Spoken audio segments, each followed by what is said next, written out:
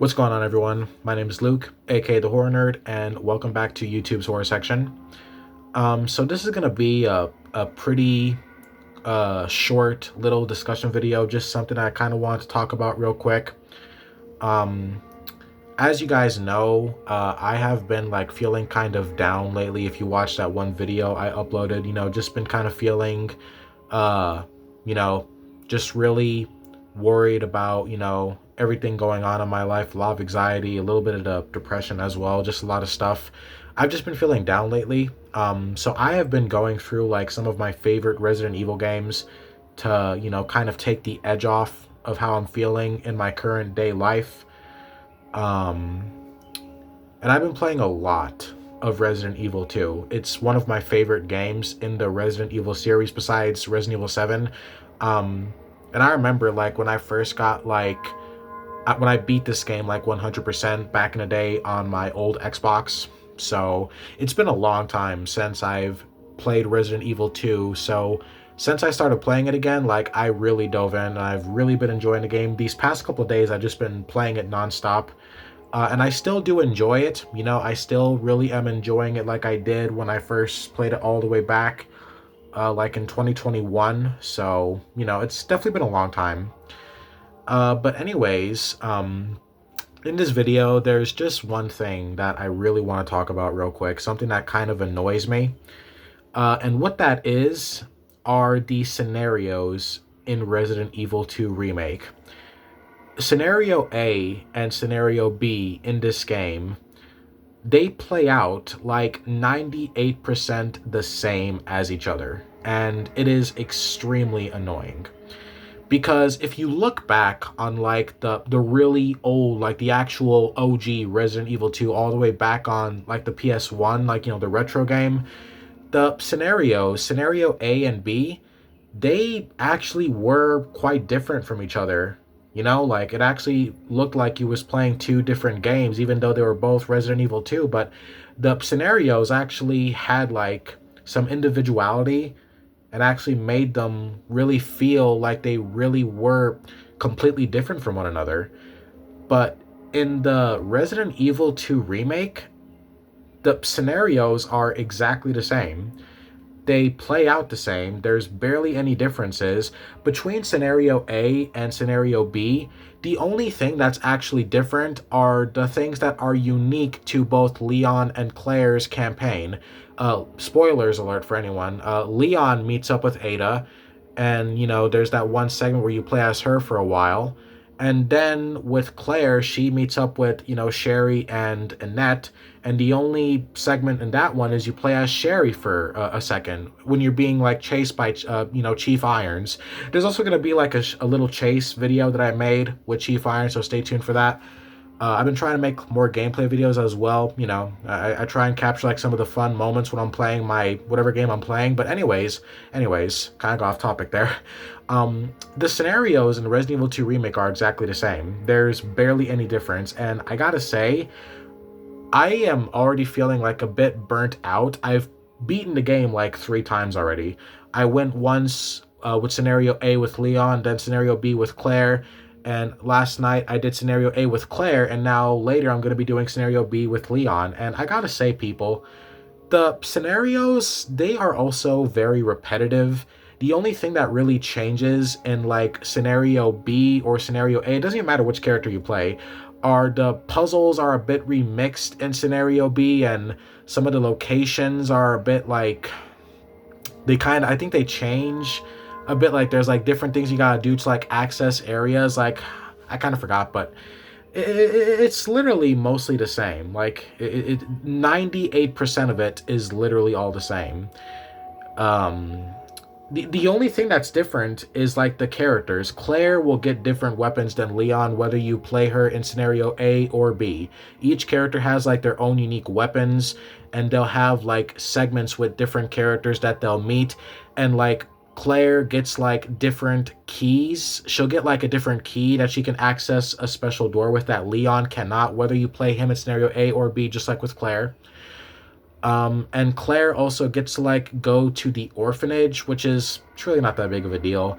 Like, I'm not saying that Resident Evil 2 Remake is a bad game. Like, I love RE2 Remake, and for the most part, it is better than, it's obviously better than the original, like in terms of like gameplay, graphics, the way the story plays out, the voice acting, all that. Like, the remake is better than the original, obviously, but this is obviously right here a downgrade. This is an obvious downgrade. I don't know why Capcom did this. This is the one thing that I cannot figure out about Capcom, because I'm someone who has defended horror game remakes many times in the past, both on this channel and my old Mr. Rage channel. And I'll admit, like, this is probably one of the reasons why some people have a bit of a sour opinion on horror game remakes, because these downgrades are both unnecessary and also are, they're downgrades, they're downgrades. So of course that's a bad thing. There's no easy way to put it, and a downgrade, in my opinion, is never going to be good if it's unnecessary. And this right here was an unnecessary downgrade. It almost makes you feel like Resident Evil 2 Remake might have been rushed. Despite how good the game was, how detailed it was, how good everything was in the game, it still gives you that feeling. It makes you think, like, it makes you wonder, why aren't the scenarios actually different in RE2 Remake? It would have made it so much better. It would have increased the length, and it would have increased the quality of the game as well. Not that the quality is bad. The quality is good, but they had a chance to make it better. They had a chance to make this game even more amazing than it already was. The game was good, but they could have made it spectacular. And people, the game is not spectacular. Like, Resident Evil 2 Remake is great, but the fact that both scenarios are exactly the same, that's the reason why I can't say this game is spectacular. I want to say this is a 10 out of 10 game, and honestly, it's not. People like Angry Joe and other YouTubers claim that you'll get like 20 to 30 hours out of this game by playing both scenarios. And I'm like, well, yeah, no shit, because you're basically playing the game multiple times, the same game multiple times, with barely any difference between your last playthrough, because there really isn't. Between scenario A and scenario B, nearly everything is the same. But oh yeah, Claire gets like a different final boss fight than Leon. Even the boss fights are identical. Even the dialogue, everything is nearly the same. And it just pisses me off, because I just don't understand why Capcom had to do this. Like, Scenario A is like 3 hours long, depending on how fast you solve the puzzles and get past the segments. You can probably get through it faster if you speedrun and just use like the infinite ammo weapons to like get past all the enemies, and if you know how to solve all the puzzles. And Scenario B is probably like, I'd say it's about the same length. So that pretty much means that the game is like around 6 hours long, depending on you. The game is 6 hours for someone who's experienced, maybe even less time, and it can be 20 hours for someone who's not experienced. But the point is that the game is short, and the game also has terrible replay value.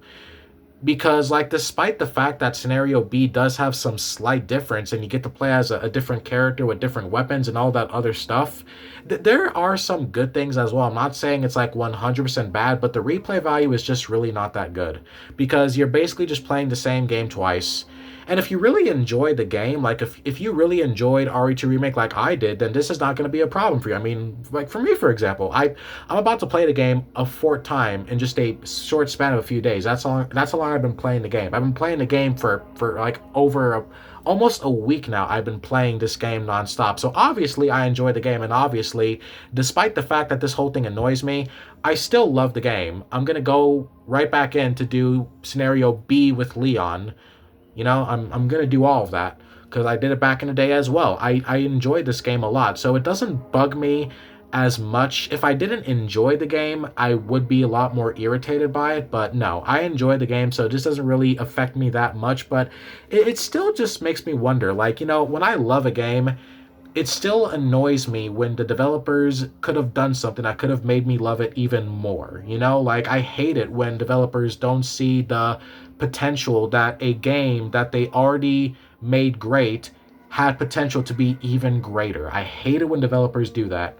I'm not asking for it to be perfect, but if there was room for improvement, then They should have actually did it. They should have actually improved where there was room for it.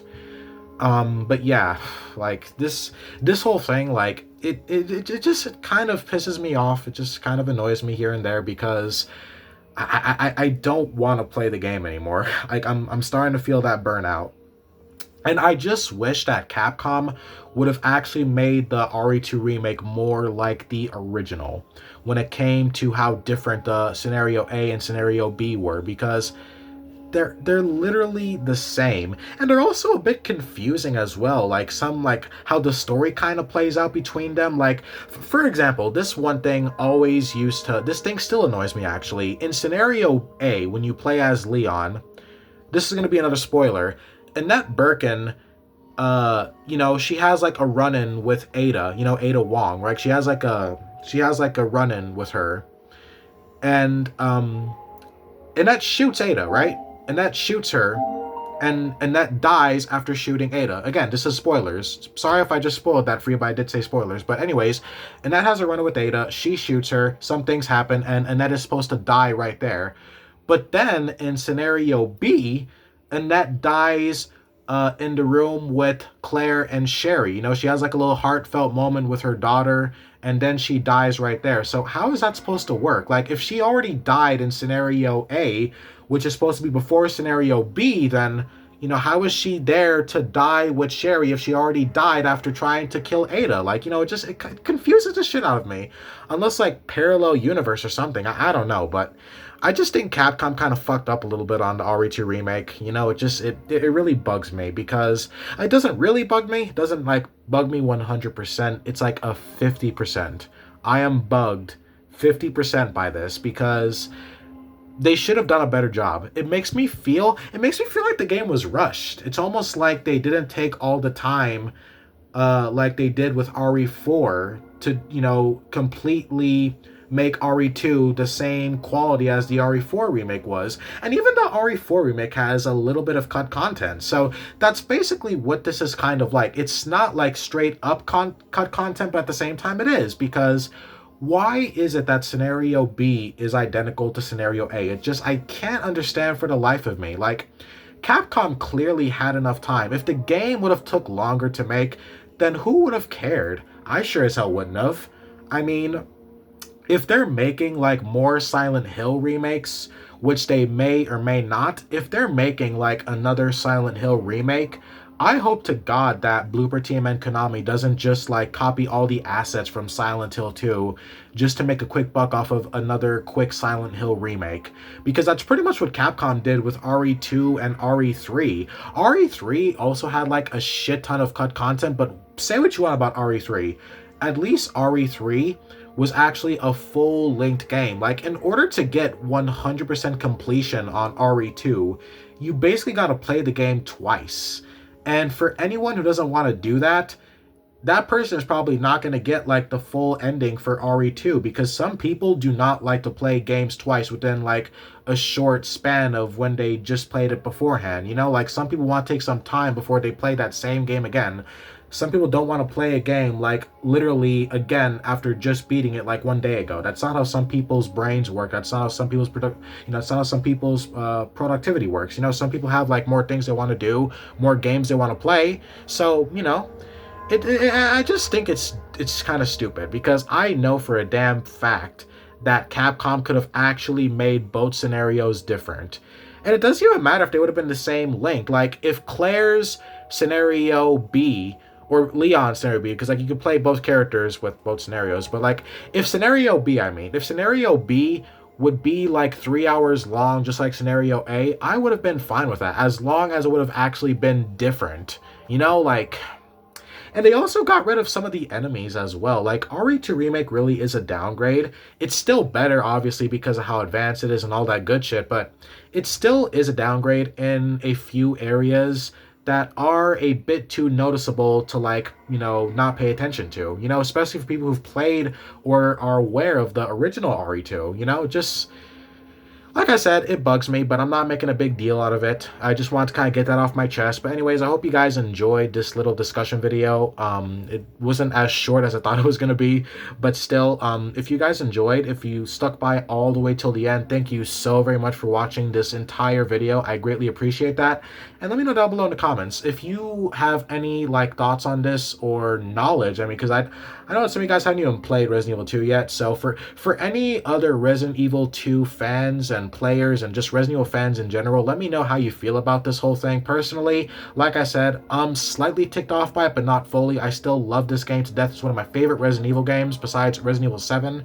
So I'm not like that ticked off. It's just, the world's imperfect. We know we live in an imperfect world. There's, you gotta enjoy what makes you smile and endure the things that piss you off and just not let them get you down. So, that's how I see life. And this is just another one of those things.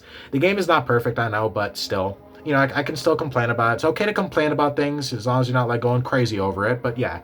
Anyways, thank you guys so very much for watching. I really hope you enjoyed this video. Let me know. I love talking with you guys, so don't be a stranger. Go down in the comments. Let me know down below how you feel about this, and just let's just talk. I like talking with you guys. It's always a pleasure talking with my fans, my subscribers, my supporters, or my friends, whatever. But yeah. Anyways, thank you guys so very much for watching. This was Luke, aka the Horror Nerd, biggest horror fan on YouTube, and I will see you guys in the next video. Take care, y'all, and peace out.